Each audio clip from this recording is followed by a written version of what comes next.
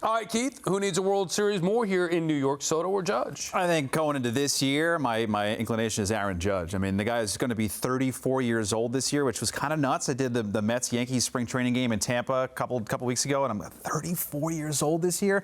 Juan Soto's not going to be 34 until 2032.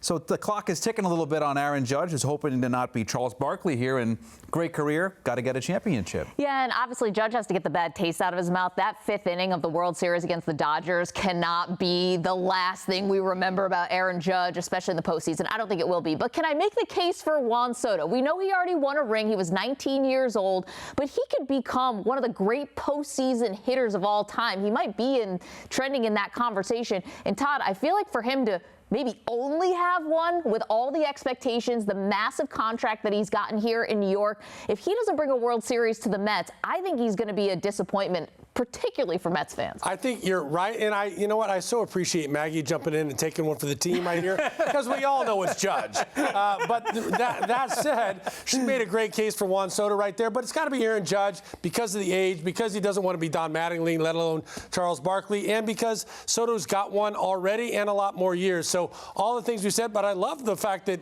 maybe being one of the great postseason hitters of all time, I think is a really great potential legacy for Juan Soto. But if the Mets don't win a World Series under Soto's contract, it will be a bust. I mean, we're talking 15-year contract. It better be, yeah. And I get it. The clock on Judge has been ticking for quite some time. He's the captain. He's the greatest player ever. He's a dominant Yankee, except he hasn't won a World Series, and ultimately that's how the Yankees are judged, based on winning a ring. But really, it's the same thing. Judge has to win one sooner because you feel like his time is going to be up sooner. The window is closing. Soto's still got to win one here. And who knows with these windows? You don't know. Maybe his best shot is going to be this year. So, and from a Met fan perspective, I could care less about Aaron Judge. I want to see Soto win a World Series. It's been 40 years, for goodness sake. Switching gears, Brett Baty, he was in action today in right field, but he didn't get any action in the outfield. He did homer, though, in his first game as a right fielder.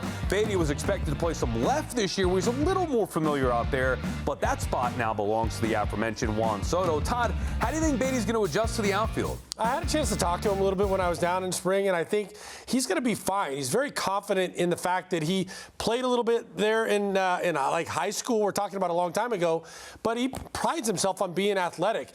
Everybody thought he couldn't play third base. He became a very good third baseman. They thought, what's it going to be like moving him to second base? He became a very good, I thought more than serviceable, a good second baseman, so I don't have any doubt that he's athletic enough. I think it's a little bit different, balls off the bat, utilizing the arm, going first to third, but those are things you can learn. He's got the tools, I think, to be good. What do you think is the best role for Baty on this team? Well, I told him, I said Brett Baty the third baseman, Brett Baty the second baseman, the periodontist, the lawyer. He can do it all. And going into this season, I think he's so confident in what happened last year offensively, how that transition to second base and went. I think Brett Baty, the Ben Zobrist, is kind of the way I see it. Somebody that helped the Cubs in 2016. I think Ben played 5 positions that year. Didn't have to be unbelievable. He had about a 3.5 WAR. Baty had a 3 WAR last year. So I think that's the spot for him. Fill in here, fill in there, and just hit.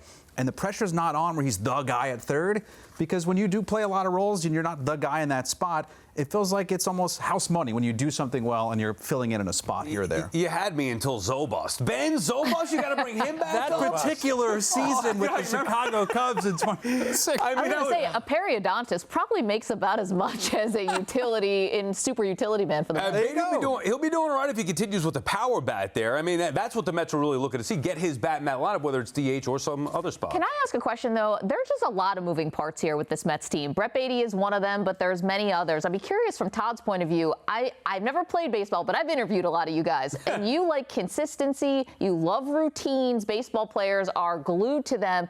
How difficult is it when you come to the ballpark every day and you really have no idea where you're playing? I've had to relearn that frame of mind, quite honestly, because as an old guy like me, you want to be in the lineup every day in the same spot, knowing where you're going to be and having that level of consistency you're talking about.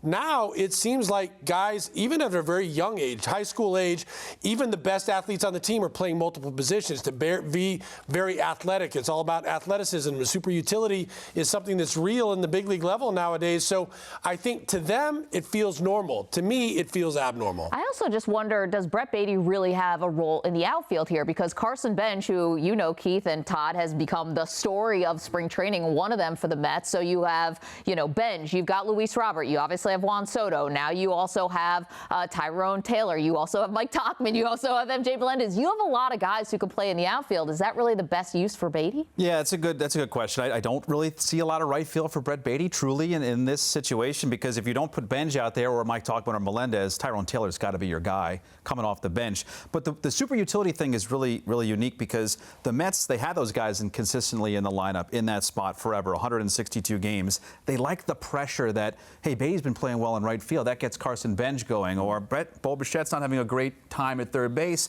Well, we get somebody else in there. They're not trying to de-seat some of these people, but they're trying to continually light the fire so nobody gets too comfortable, which they thought happened last year. Guys got too comfortable. But correct me if I'm wrong. Like, they used to do this with players who actually could play those said positions. Now it feels like, in particular with Baty, they're trying to force him. Like, he's not an outfielder. He's never played right field before. He's played one big league game in left field. They were trying to take him from the infield to get him at bats to move him to the outfield. Now they're moving him from the one spot that they were getting him acclimated to another spot that he's never played before. Like, that to me is not a utility guy. That's like forcing the issue. How do you get away with that at the big league level? Look, I've got an answer to that, and I think the answer is that he is not a minor leaguer either. So if he's going to be a big league player, we've already talked about the holes that are already being filled. Bo Bichette is playing third base. Juan Soto is playing left field. Carson Benj is the heir apparent to play right field. They may send him down a little bit, keep his element of control for a little while. That may give some, moment for Baty or somebody else to be out there. But at the end of the day, he's a hitter right now, and they want to find places for hitters and add that extra pressure. And guys don't play 160 games very often anymore. So if they're playing 125 to 140 and different positions, that gives Baty an opportunity to play 90 or 100 in those said other positions. So that's what they use those super utility guys for now. It's a different philosophy, but I think it's something they have to consider unless they're going to move him because he's not a minor leaguer.